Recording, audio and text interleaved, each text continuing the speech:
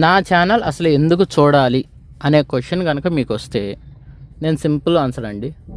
నా ఛానల్ పెట్టి మీరు చిన్నపిల్లలతో కావచ్చు, అమ్మా నాన్నతో కావచ్చు, ఫ్యామిలీ మెంబర్స్తో కావచ్చు, ఎవరితో అయినా చూడవచ్చు. అది ఫ్రీగా. అంటే ఎక్కడ ఏ లాంగ్వేజ్ వస్తుందో, ఎక్కడ ఎవరిని కించపరుస్తారో, ఎక్కడ బ్యాడ్ వర్డ్స్ వాడుతుంటారో అని ఇలాంటి కాన్సెప్టు, ఇలాంటి ఆలోచనలు ఏమి లేకుండా చాలా ఫ్రీగా పిల్లలు నేర్చుకోవాల్సిన భాష ఉంటుంది, పిల్లలు తెలుసుకోవాల్సిన విషయాలే ఉంటాయి.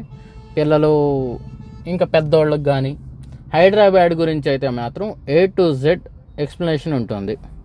సో ఇప్పుడు ఛానల్ అనేది మళ్ళీ రీసెంట్గా స్టార్ట్ చేశాను. సో మీవి ఏమైనా సలహాలు సూచనలు ఉంటే కూడా కామెంట్ చేయండి, నాకు క్లారిటీ వస్తుంది. సో ఇంప్రూవ్ చేసుకోవడానికి ట్రై చేస్తాను. ఇంకొక విషయం ఏంటంటే, ఇప్పుడు మీరు ఉంటారు, అసలు నా కాన్సెప్ట్ అయితే ఇదే ఉందన్నమాట. ఇప్పుడు మీరు ఉంటారు, ఫర్ ఎగ్జాంపుల్ మీరు కూకట్పల్లిలో జాబ్ చేస్తున్నారు, మాదాపూర్ వైపు రోజు వెళ్తుంటారు, కానీ మీ పిల్లల్ని ఫ్యామిలీని రోజు అటు తీసుకెళ్ళలేకపోవచ్చు.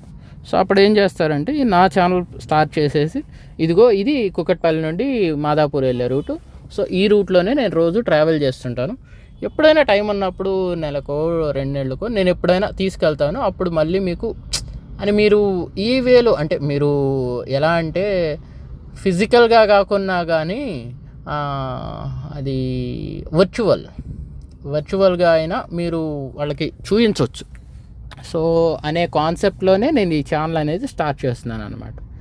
సో నాదైతే ఎప్పటికీ ఒకటే మాట అండి, నేను ఇదిగో ఈ ఛానల్ రన్ చేస్తున్నాను, నాకు ఇంత లాస్ ఉంది, లేకుంటే నేను ఇదిగో ఈ రకంగా వేరే వాళ్ళకి ఇస్తున్నాను, నాకు పేమెంట్లు చేయండి అనే మాట అయితే నా ఛానల్, ముఖ్యంగా ఈ ఛానల్ నుండి అలాంటి మాట ఇప్పటికి కాదు, ఎంతమంది సబ్స్క్రైబర్స్ అయినా, ఎంత వ్యూవర్షిప్ ఉన్నా ఈ మాట మాత్రం రాకుండా చూసుకోవాల్సిన బాధ్యత నా మీద ఉందని నేను నమ్ముతున్నాను.